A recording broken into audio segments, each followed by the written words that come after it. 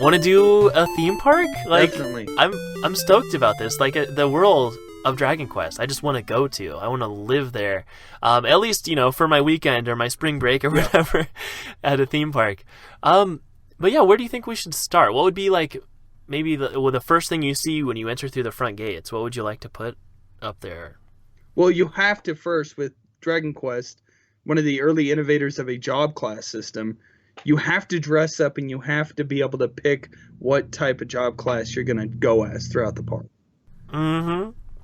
That's awesome. And could you explain like the job class in case there's anyone out there who like this is their first time hearing about that system? Well, a job system. Definitely. You have your base character and you decide what type of class he's going to be. So that can alter their armor, their weaponry, what kind of accessories they may wear. And the further you level them up in the specific job class that you do pick, you can learn abilities that are tied to that job class. So obviously a priest would be holding on to a mace or a wand, and they'll be able to learn healing spells. Yeah, so it's just a way of making each character a little bit more different and giving you an advantage over certain parts of the competition and giving you like a well-rounded party. So yeah, it's pretty common RPG trope, but it's a cool way to like start out the adventure. Like, who am I going to be today? I love the idea too that this allows you to separate yourself from reality. Like, the best theme parks I think get you out of your element and out of your own body almost. Like there's some parts where you kind of lose yourself, whether you feel like a kid or you feel like a character in this world. Both of those are amazing things to do once in a while, when you don't have to like go to work that day. You can just have fun.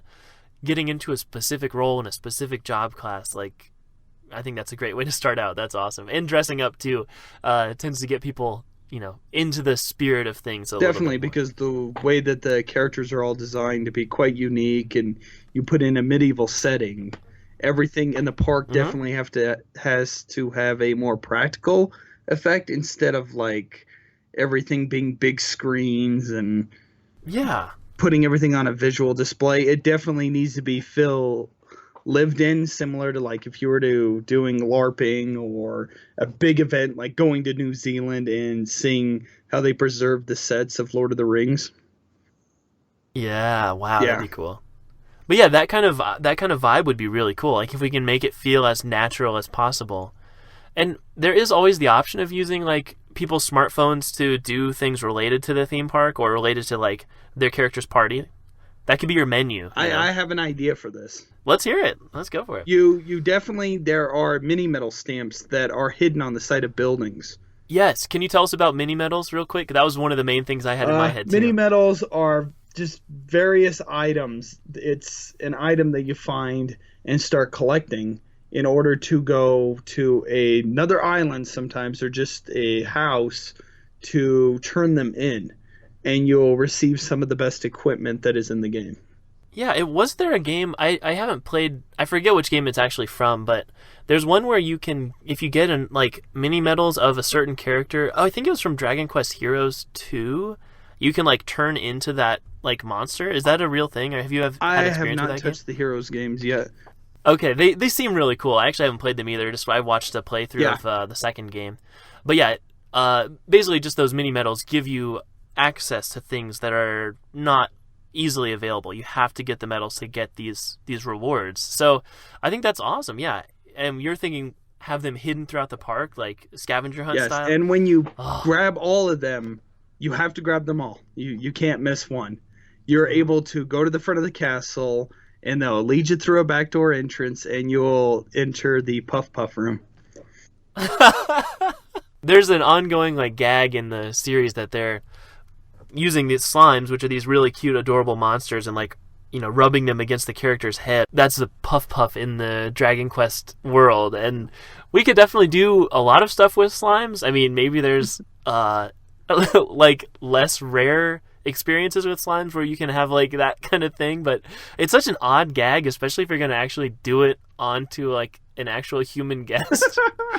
Oh boy, we're gonna have to check with like human resources and make sure our lawyers are okay with this. It's not a deserted like island somewhere, man. We have no borders, no government involvement here. We're setting up the theme park in the middle of the And uncharted it's waters. definitely going to be no government involvement because of an idea I have for another ride we could discuss later. All right. Well, that sounds good. We did get into the idea of having the big like castle. Like, are you picturing that as being like the big icon of the park, like the Disney castle style? Yeah, quite setup? similar. It's the Yeah, castle from Alfgard, the main one that that's awesome. Erdrick is from. That sounds great. And speaking of Erdrick or Lota or whatever, there's all kinds of sort of legendary figures and legendary heroes in this universe. And in each game, you take the role of a different character. But when each person walks through the park, do you want them to like they pick a class? And I'm assuming that they kind of are starting their own adventure in this world. They're not necessarily taking up the position of a specific pre-existing character, Right. but rather making a new one. Yeah, so it'd be cool to have references to all those legendary characters, and the main characters from every game can either be a walk around character, or there can be statues of them, or rides or experiences based on an interaction with them too. Definitely, yeah, because you kind of what sets Dragon Quest kind of differently is it is a completely blank slate. You kind of have voiceless characters. It's just an open protagonist for you to be who you want to be with them. So a couple have come from royalty, but for the most part, they're kind of like blank slates. And in the case of like Dragon Quest 3 and 9, the entire party is blank slates for you to just do whatever you want with them. So I think taking that kind of approach would be best for the park. Yeah, that's a cool idea. Something else I thought was really neat is the storyline of Dragon Quest 3. Like, in the first two games, there's this really important figure, and then at the end of Dragon Quest 3, you find out that basically you're that character. I think that would be cool if maybe I'm not sure if this would be done through like the mini medals or some other elite experience that not everyone gets to do. You actually find out that like you are this character. Like, I don't know, maybe when there's a new game coming out, Dragon Quest 12 is about to come out. Towards the end of the experience, there's like some kind of reference in the story that like they send you to a new location just as like wrapping up your character's story in the theme park, and that is actually the beginning of Dragon Quest 12. Like, Oh, wow. we could have some references to like and like tie-ins to the upcoming series, which I think would be kind of cool. That would I don't know, definitely work. I think that'd be cool.